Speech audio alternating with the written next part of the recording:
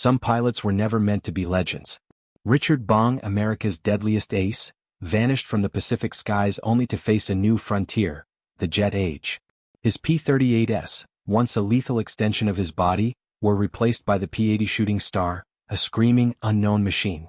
His skill, honed over hundreds of missions, now met the raw terror of a new era. One engine failure, one misjudged glide, one final choice, and the farm boy from Wisconsin, the ghost who haunted Japanese squadrons, was gone. The world barely noticed. Headlines screamed about Hiroshima. And yet, the lessons of his precision, discipline, and unflinching courage live on. He wasn't just a pilot. He was the standard against which all others would be measured. Richard Bong, 40 confirmed kills, 200 missions, one unbroken legacy. The skies are silent now, but his record still whispers. Mastery is forged in patience, not luck. Victory favors the prepared, and bravery isn't loud, it's relentless. Declassified. 1941. Superior, Wisconsin. Amid the quiet forests and frozen lakes of the Midwest, a young man named Richard Ira Bong honed skills that would one day define him as America's deadliest fighter pilot. Born September 24, 1920, Bong grew up in a family of modest means, the son of a carpenter and a homemaker. Hunting and fishing trips instilled patience, precision, and an unspoken understanding of trajectories and timing, lessons that would later manifest in the cockpit. By the late 1930s, the world was descending into conflict. Europe was already engulfed as Nazi Germany expanded through Poland, France, and beyond. In the Pacific, the Empire of Japan was consolidating its hold over China and Southeast Asia.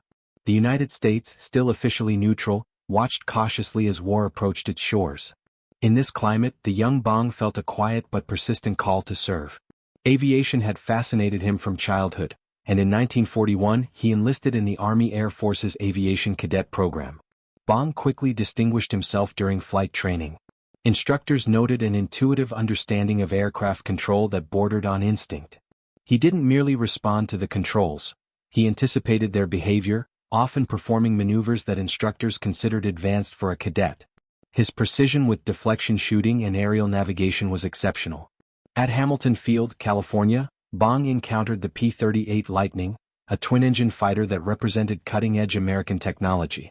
Its unique twin-boom design, Allison engines, and concentrated nose-mounted firepower made it both powerful and unforgiving to pilots unprepared for its quirks.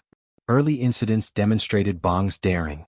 Official reports record unauthorized low-level flights and aerobatic loops over San Francisco, yet behind these displays was a calculated testing of limits: speed, handling, and energy management.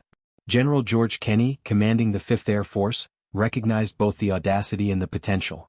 Rather than grounding Bong permanently, he placed him under direct observation and further training, understanding that the young pilot's combination of skill, discipline, and judgment could become a decisive tool in the Pacific theater. By September 1942, Bong was deployed to New Guinea, entering a combat zone defined by sweltering jungles, monsoon rains, and relentless Japanese air activity. He was now tasked with piloting the P-38 Lightning against veteran Mitsubishi A6M0 pilots, fighters renowned for their agility and dogfighting proficiency. The P-38, with superior speed, firepower, and high-altitude performance, would be a formidable platform, but only in the hands of a pilot capable of disciplined energy management, tactical awareness, and calculated aggression. Bong would soon demonstrate that he possessed all three. New Guinea, September 1942. The island was a crucible of war: dense jungles, jagged mountains, and airfields carved from mud and coral. The climate was unforgiving: relentless humidity, torrential rains, and a sun that scorched both skin and metal. The Allied forces were holding a fragile line against a well-entrenched Japanese advance. For pilots like Second Lieutenant Richard Bong, survival depended on more than courage. It required meticulous planning, disciplined execution, and a deep understanding of one's aircraft. Bong's first combat missions were reconnaissance and bomber escort over the Bunagana area, where Japanese troops had fortified positions along the northern coast. Intelligence reports indicated enemy fighter patrols, often Mitsubishi A6M0s, known for their extreme maneuverability and deadly effectiveness in low-speed dogfights. The challenge was clear: engage recklessly and a pilot would be torn apart in seconds. Flying the Lockheed P-38 Lightning, Bong relied on the aircraft's twin Allison engines for speed and climb, and its 4.50 caliber Browning machine guns plus a 20mm cannon mounted in the nose for concentrated firepower. Unlike wing-mounted guns, which required precise convergence calculations, the P-38's nose armament allowed a single, precise burst to destroy a target, if the pilot could position correctly. Bong's approach was careful and methodical. On his first combat patrol, Bong's flight climbed to 15,000 feet, holding position above a Japanese bomber formation. He observed the enemy pattern, studied the flight paths and calculated energy advantages.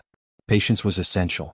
Unlike many rookies who would engage immediately, risking a trap in a zeros turning circle, Bong waited for the exact moment when a bomber or escort fighter presented a vulnerable angle. Then action, a high-speed dive, guns firing in a controlled burst. Smoke trailed the enemy aircraft as it plummeted toward the jungle canopy below. Bong pulled up sharply, converting speed into altitude and scanned the sky for the next target. He engaged and disengaged with surgical precision. The rest of his squadron learned quickly to mimic his style, following his leadership in what became the P-38's signature hit-and-run tactic in the Pacific. Fatigue and fear were constant companions. Missions could last 3 to 4 hours, with relentless sun and engine noise pressing down on pilot endurance. Heat and dehydration were threats on the ground and in the cockpit. Communication was limited to hand signals and brief radio bursts. A single lapse in situational awareness could mean death, either from enemy fire or from the unforgiving terrain below. Despite the danger, Bong's first missions proved successful. He recorded his observations meticulously: altitude, enemy numbers, engagement angles, and outcomes. His reports were clinical, understated, yet they captured the foundation of a tactical doctrine that emphasized energy management, altitude advantage, and precision strikes. By late October 1942, Bong had engaged in multiple sorties over Buna and Wewak, scoring his first confirmed kills. He had already demonstrated what would become his hallmark: patience under pressure, analytical precision, and the ability to control a fight without overextending. Fellow pilots noted his calm demeanor. Major Thomas Lynch, a veteran ace, would later recall, "Richard didn't panic. He didn't rage or gamble. He assessed, calculated, and executed. That's what made him deadly."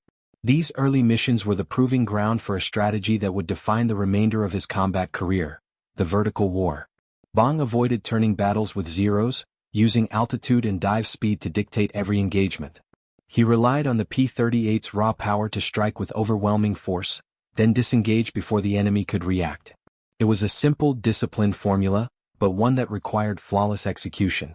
By the end of 1942, Bong had logged dozens of sorties, observed Japanese tactics in detail, and gained the respect of his squadron. He was no longer just a promising rookie. He was a pilot who had begun to understand the harsh arithmetic of aerial warfare. Early 1943.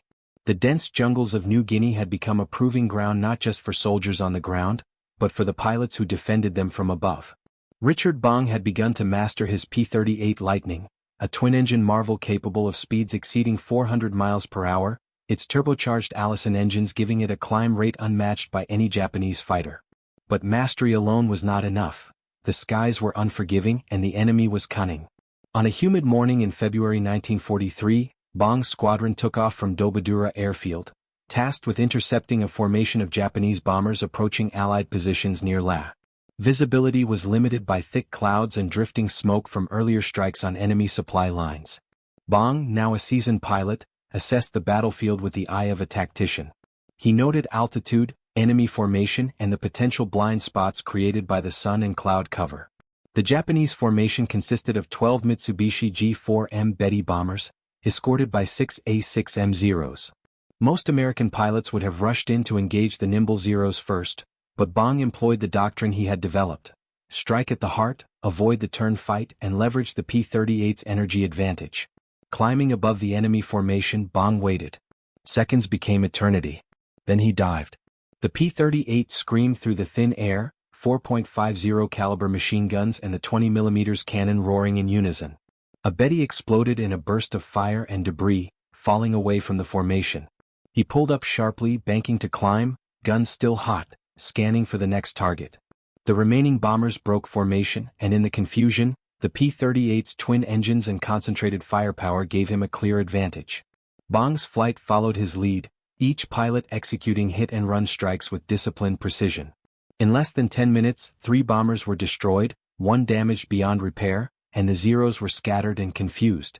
Allied ground troops later reported that the bombing raid had been thwarted entirely, a direct result of Bong's tactical planning. This engagement marked a turning point. Allied intelligence began referring to the P-38 as the fork-tailed devil, a name the Japanese would adopt with fear. Bong's methodical precision, his ability to strike decisively and disappear, had earned him not just victories but a reputation. His personal aircraft bore the name Marge, a tribute to his sweetheart back home in Superior, Wisconsin, a reminder that even in the violence of war, human connection anchored him. Despite his growing legend, the human cost was constant. Every sortie was accompanied by fear, fatigue, and the knowledge that a single miscalculation could be fatal. Bong wrote in letters home about the stress, the heat of the cockpit, and the claustrophobia of high-altitude flight. The plane is heavy with bullets and sweat. You learn to trust the metal and the engines as much as your own hands. One wrong move and it's over. But it feels alive in a way that nothing else does. By mid-1943, Bong had become an ace, his confirmed victories steadily rising. He was lauded for his energy management tactics, teaching less experienced pilots to maintain the altitude advantage, to dive with speed, strike, and climb back before the enemy could respond. His gun camera footage, later analyzed by intelligence officers, revealed remarkable accuracy. Bong rarely fired more than a brief burst, yet it was devastatingly effective. The tactical brilliance of Bong's engagements became widely recognized. General George Kenney, commander of the 5th Air Force, would later note, "Richard Bong changed the rules of air combat in the Pacific. He taught us that success was not in daring maneuvers, but in patience, in positioning, and in disciplined fire." Despite the accolades, Bong remained quietly self-effacing. He avoided the limelight, focusing instead on his squadron, the mechanics who kept Marge flying, and the tactical refinement that would define his career. Every mission, every kill, was recorded, analyzed, and added to the growing doctrine that would influence American fighter tactics for years to come. By the end of 1943, Bong had 21 confirmed victories. He was no longer just a promising pilot. He was the Pacific's deadliest ace, a quiet farm boy who had become a symbol of precision, courage, and calculated lethality in the air. His story was far from over. The coming months would test his limits, push his P-38 to its extremes, and solidify a record that would endure for decades. By early 1944, the war in the Pacific had reached a critical phase. Allied forces were preparing to push deeper into Japanese-held territory, and air superiority was essential. Richard Bong, now a decorated ace with 21 confirmed kills, had earned the trust of his squadron, his commanders, and the ground troops who relied on him for protection. But fame did little to alter his approach. Bong's philosophy was simple: survival and precision over glory. On March 3, 1944, Bong led his squadron in an escort mission over Wewak, a heavily fortified Japanese air base on the northern coast of New Guinea. The sun had just begun to rise, painting the cloud-streaked sky in shades of orange and gold. Visibility was moderate, but Bong knew that the early morning light could be used strategically. He briefed his flight, emphasizing altitude and positioning. "Remember, maintain the advantage. The Zeros want a turning fight, don't give it to them. Stay high, strike hard, then climb back." The mission unfolded as a textbook example of Bong's doctrine. Japanese aircraft appeared in the distance, 12 Betty bombers escorted by 8 Zeros advancing in formation. Bong's P-38, Marge, roared as he climbed above them, using the sun to mask his approach. At 20,000 feet, he assessed the enemy, bomber formation tight, but with slight gaps that could be exploited. With a brief signal, Bong dove. The P-38 accelerated, engines screaming as air pressure surged over the twin booms. His nose cannon locked on the lead bomber. 4.50 caliber rounds and a 20mm shell tore through the fuselage. The bomber erupted in flames, trailing smoke as it plummeted into the dense jungle below. Bong pulled up sharply, converting speed into altitude, scanning for the next target. The remaining bombers faltered, their formation disrupted. Bong's wingmen followed, each executing short, precise bursts, destroying another 2 bombers and forcing the escorts into defensive maneuvers. Japanese combat reports would later describe these attacks as surgical and terrifying, noting the sudden appearance of P-38s from above, the concentrated fire, and the swift disappearance. But Bong's greatest skill was not just his marksmanship, it was his tactical patience. Unlike many pilots who would chase enemy fighters, risking fuel and altitude, Bong maintained his energy advantage, diving only when success was probable and disengaging before turning became necessary. On this mission he would shoot down 4 aircraft himself, bringing his total to 25 confirmed kills. Fatigue and fear were ever-present companions. Long hours in the cockpit, the oppressive heat of the Pacific Islands, and the constant threat of death weighed heavily. In letters home, Bong wrote, "Flying is a strange mixture of fear and clarity. Every second counts, every decision is life or death. Yet, in those moments, nothing else exists. It's just you, the plane, and the target." By mid-1944, the Japanese air forces were stretched thin.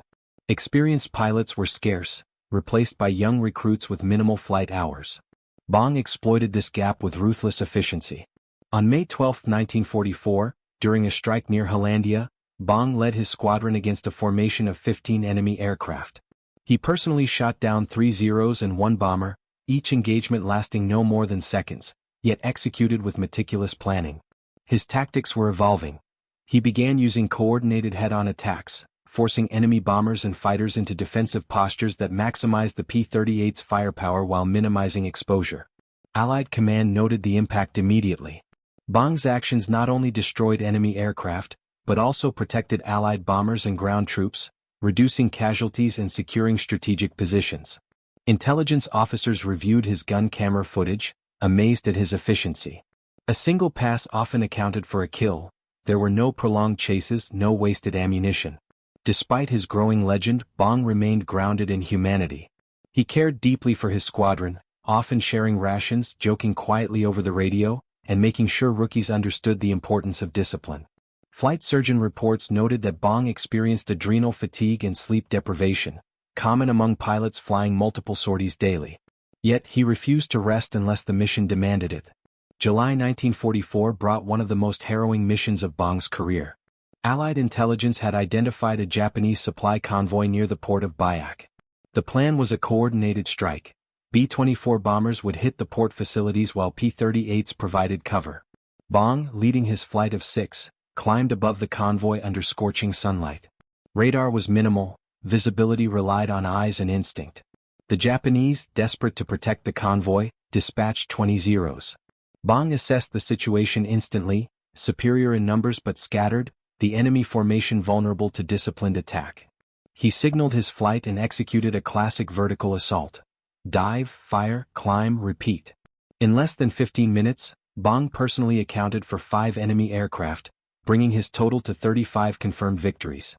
His P-38 had sustained minor damage from return fire, yet the engines held and Marge responded as if alive. Ground crews would later remark that the fuselage bore dozens of bullet holes, yet the plane remained operational, a testament to both engineering and Bong's skillful handling. By late 1944, Bong was on the verge of making history. He had surpassed every American ace of World War I, edging closer to the unprecedented 40-kill mark. His name was known across the Pacific, his tactics studied and replicated. Yet he remained quietly focused on protecting his squadron and completing the mission. His letters revealed the man behind the legend. "I don't fight for fame. I fight for the men on the ground and the bombers in the air. Every kill is a job done, nothing more. Some days I feel exhausted, almost hollow, but the work must be done." Bong's rise was not without consequence. Each mission carried the weight of responsibility. Each decision had immediate, irreversible consequences. He had become a master of energy tactics, deflection shooting, and psychological warfare, using patience and positioning to dominate the skies. His P-38, fully tuned and battle-tested, was an extension of his own senses, an instrument for controlled lethality. By December 1944, Richard Bong had reached the pinnacle of his career, 40 confirmed aerial victories. No American pilot before him, and few in the world, had achieved such a feat. The record was unparalleled, a combination of skill, machine, and methodical doctrine. Yet even in triumph, Bong remained aware of the fragility of life. He had lost comrades, friends, and trusted pilots under his command. He understood that victory in the air came with a cost, the constant presence of fear, fatigue, and mortality. The stage was set for the final chapter of his wartime legend: missions over Borneo, escorting B-24 bombers under heavy fire, and pushing the P-38 Lightning to its absolute limits. Missions that would cement the fork-tailed devil as a symbol of American air superiority in the Pacific. By October 1944, the Allied campaign in the Pacific had shifted into a decisive phase. American and Australian forces were advancing through the islands of New Guinea and the Dutch East Indies, aiming to sever Japanese supply lines and secure staging grounds for future operations. Air power was critical. Control of the skies meant survival for ground troops and bomber formations. Richard Bong, now Major Bong, was leading a small but elite flight of P-38 Lightnings, tasked with escorting B-24 Liberators bound for the oil-rich port of Balikpapan, Borneo. The Japanese understood the strategic value of this target and had positioned every available fighter in anticipation. Intelligence suggested the defenders would number at least 15 Zeros and several Ki-43 Oscars, supported by flak batteries along the coastline. The day of the mission, October 10th, dawned overcast with intermittent sun, conditions that Bong immediately recognized as both a risk and an opportunity. Visibility was limited at lower altitudes, but above 18,000 feet, the clouds created a perfect backdrop for vertical assault tactics. Bong briefed his flight with his characteristic calm precision. Altitude is our ally. Keep the sun behind you. Stick to the plan. Hit the bombers first, then scatter the fighters. No heroics, energy first, then fire. The P-38s climbed steadily, engines screaming as they gained altitude above the cloud cover. Below, the Japanese bombers and fighters emerged, forming a dense target. Bong's experience in New Guinea had taught him one immutable truth: hesitation in the sky is fatal. The first wave of enemy fighters attempted to intercept the bombers. Bong calculated the angle of attack, considering wind, sun position, and the enemy's likely response. He dove from 21,000 feet, unleashing a precise burst from Marge's nose-mounted cannon. The lead bomber erupted, trailing smoke as it fell toward the jungles below. The Japanese fighters reacted immediately, swarming toward Bong's flight. 1-0 latched onto his tail, firing a stream of tracer rounds. Bong felt the heat of the bullets grazing the fuselage, a familiar, chilling sensation, but he stayed focused. He feathered the propellers for minimal drag, executed a sharp climb, and forced the enemy fighter into a high-speed stall. Within moments, the P-38's firepower had reduced the threat, and the bomber formation was largely unscathed. The dogfight escalated. Over the next 45 minutes, Bong and his flight executed a series of hit-and-run attacks, carefully avoiding low-speed turning battles that could favor the nimble Japanese fighters. Bong's tactics were clinical: dive, fire, climb, repeat. By the end of the engagement, Bong personally shot down 3 enemy fighters, while his wingmen accounted for several others. Ground observers reported smoke rising from multiple destroyed aircraft, an unmistakable testament to the precision of the attack. Yet victory came at a cost. Bong's P-38 was struck by cannon fire, damaging the right engine and sending warning lights flashing across the cockpit. The aircraft shuddered under the impact, but Bong's training and calm nerves took over. He immediately deployed the fire suppression system, feathered the damaged propeller, and maintained altitude. Unlike many pilots who would have disengaged, Bong stayed in the fight long enough to protect the bombers before retreating to friendly airspace. Exhausted, physically drained, and aware of the near misses he had just survived, Bong touched down on the airstrip at Morotai. Mechanics rushed to assess the damage. The right engine was irreparably damaged, the fuselage riddled with bullet holes, yet the aircraft had returned safely. Crew members whispered in awe. This was Marge, the unkillable P-38, flown by an unyielding pilot. October 12th brought another harrowing mission. This time, the objective was interdicting Japanese convoys along the Balikpapan coastline, preventing reinforcements from reaching the front. Bong led a smaller flight of 4 P-38s, taking advantage of low cloud cover for a surprise attack. Japanese anti-aircraft fire was intense, forcing the Americans to weave and climb aggressively to avoid the concentrated flak. In the midst of the chaos, Bong identified a Ki-43 Oscar, preparing to dive on a lone B-24. Calculating deflection angles instinctively, he dove from above and fired a controlled burst. The enemy aircraft spiraled out of control, crashing into the sea below. His wingman signaled that another bomber was under threat. Without hesitation, Bong climbed, dove, and neutralized the second threat, protecting the bomber formation and ensuring mission success. These sorties exemplified Bong's bravery under fire, tactical genius, and calm demeanor in life-or-death situations. Fellow pilots noted that he seemed almost detached from fear, yet he was acutely aware of every decision's consequences. Major Thomas Lynch, a squadron colleague, later recalled, "Bong wasn't reckless. He was unflinchingly precise. He treated every engagement like a chess match, thinking 2 moves ahead, and somehow he made it look effortless." By the end of October 1944, Bong's victory tally had climbed to 40 confirmed kills, cementing his place as the deadliest American fighter pilot in history. His achievements were formally recognized with the Medal of Honor, the nation's highest award for valor, and his strategic contributions influenced Allied air doctrine for the remainder of the war. Yet even at the peak of his fame, Bong remained focused on duty rather than accolades. Letters to his sweetheart Marge reveal a man who understood the fragility of life and the randomness of survival. Every time I return from a mission, I feel both grateful and guilty. There are men who don't make it back. I do, and I must continue. There is no other choice. The Balikpapan missions were a turning point, showcasing not only Bong's personal skill but the capabilities of the P-38 Lightning when paired with a master tactician. It was a combination of technology, discipline, and calm under pressure that allowed a single pilot to turn the tide of aerial engagements, safeguard bomber formations, and save countless lives on the ground. These battles in Borneo were the crucible that defined Bong's legacy. They were not cinematic heroics. They were measured, calculated, and executed with the precision of a craftsman. But they also carried the weight of human fear, exhaustion, and the constant knowledge that one miscalculation could end everything. In the sky above Borneo, Richard Bong became a symbol, not of invincibility but of disciplined courage and the profound impact of mastery under fire. By early 1945, the war in the Pacific was entering its climactic stage. Allied forces were advancing through the Philippines, and the Japanese were increasingly on the defensive, their experienced pilots largely lost to previous engagements. Major Richard Bong had already achieved the impossible: 40 confirmed aerial victories, 200 combat missions, and the respect of the entire 5th Air Force. Yet his personal journey was far from over. After the grueling campaigns over New Guinea and Borneo, General George Kenney made a pivotal decision. Bong was to be permanently grounded from combat duty, not because of lack of skill, but because he had become a national treasure, a living symbol of American air power and heroism. Losing him in combat would be catastrophic for morale. Bong, however, was restless. The sky was his home and the war was far from finished.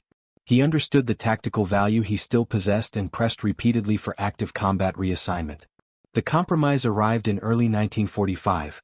Bong would be assigned as a test pilot for the next generation of fighter aircraft, a role that placed him at the forefront of aviation innovation. He was sent to Lockheed's Burbank facility, home to the top-secret development of the P-80 Shooting Star, America's first operational jet fighter. The jet represented a leap into an entirely new form of aerial combat, one defined by raw speed, high-altitude performance, and previously unimaginable engineering challenges. For Bong, the transition was both exhilarating and humbling. The P-80 lacked the familiar propeller, twin engines, and the tactile feedback of a P-38. Its jet turbine produced a shrill, high-pitched roar that filled the cockpit, and its acceleration required pilots to recalibrate instinctive responses honed over hundreds of piston engine sorties. Bong approached this challenge with his usual methodical precision, studying flight manuals, performing meticulous pre-flight checks, and gradually pushing the aircraft to its operational limits. By mid-1945, Bong had become the leading pilot for evaluating and refining jet tactics, testing high-speed maneuverability, landing procedures, and emergency protocols. His reports were detailed, analytical, and invaluable for the engineers who were shaping the future of air combat. He was once again pioneering, but this time in a domain that lacked an enemy, an entirely different kind of high-stakes precision. On August 6, 1945, a routine acceptance flight was scheduled for a newly built P-80. The day was clear, California sun reflecting off the airfield tarmac. Major Bong climbed into the cockpit, performing standard checks. The aircraft purred to life, engines spooling smoothly, and he taxied toward the runway. As he accelerated down the strip and lifted off, everything initially seemed normal. But at critical low altitude, the aircraft's primary fuel pump failed, starving the jet of fuel. The engine flamed out. Bong found himself in a powerless aircraft at less than 500 feet, altitude too low for standard emergency procedures. In an instant, the situation was catastrophic. For a man who had survived hundreds of combat sorties against seasoned enemy aces, this was a battle against physics itself. Bong attempted to glide the jet toward the airfield, deploying every emergency maneuver he had learned. The P-80, unlike a propeller plane, offered no forgiving torque or lift. It was unforgiving. His final moments were spent in a controlled, desperate struggle to regain stability. At approximately 9:25 a.m., the aircraft struck a field near the Lockheed facility, exploding on impact. Major Richard Ira Bong, the United States' deadliest fighter ace, a master tactician and a pioneering aviator, was killed instantly. He was 24 years old. The tragedy of Bong's death was compounded by the historical context. On the very same day the Enola Gay released the atomic bomb on Hiroshima, an event that would overshadow all other news. Bong's passing, while deeply felt in military and aviation circles, became a footnote to the global narrative of the war's conclusion. Yet his impact was enduring.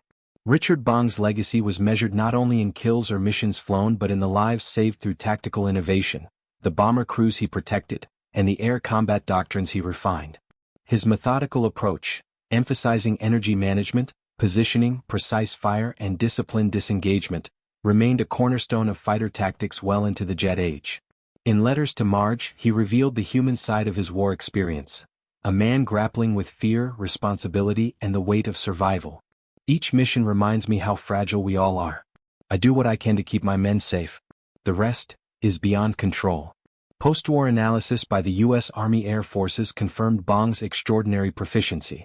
Gun camera footage demonstrated a hit percentage far above the average pilot, a mastery of deflection shooting, and an understanding of aerial physics that bordered on genius. More importantly, his campaigns exemplified a philosophy of disciplined, calculated aggression, which saved countless lives and influenced future generations of pilots.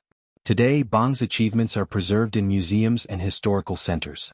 The restored P-38 Marge stands as a testament to his skill and the aircraft that became an extension of his will. His Medal of Honor rests quietly in Wisconsin, a symbol of valor, dedication, and the quiet, relentless courage that defined the Second World War's aerial battles. Richard Bong's story is a reminder of the human element in warfare, how skill, discipline, and composure under fire can turn the tide of conflict, and how even in an age of rapid technological change, courage and mastery remain timeless. He was a farm boy from Wisconsin who became an icon of precision, duty, and unyielding resolve. His 40 victories, 200 missions, and the lives he saved endure not as numbers, but as a legacy of what one determined individual can achieve when preparation meets opportunity. The skies over the Pacific are silent now. The roar of the P-38 is a memory. But the lessons of Richard Bong, of discipline, bravery, and mastery of both man and machine, remain etched in history, a benchmark for all who would follow in his footsteps.